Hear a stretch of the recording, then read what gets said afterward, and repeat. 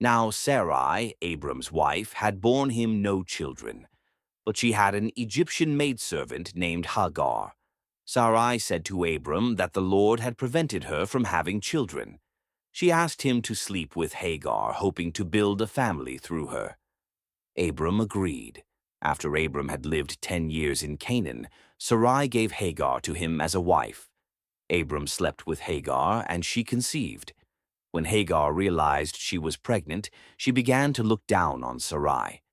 In response, Sarai blamed Abram for her mistreatment and conflict. Abram told her that Hagar was her servant and that she could deal with her as she saw fit. So Sarai began to mistreat Hagar, and Hagar fled.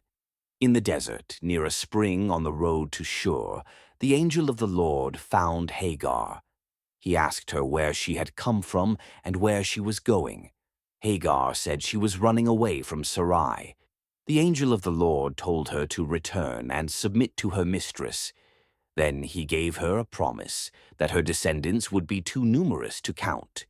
He told her she was pregnant with a son and should name him Ishmael because the Lord had heard of her suffering.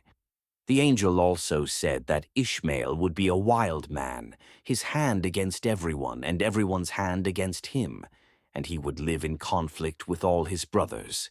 Hagar gave the Lord a name. You are the God who sees me. And the well where she met him was called Bir Lahai Roi, which lies between Kadesh and Bered.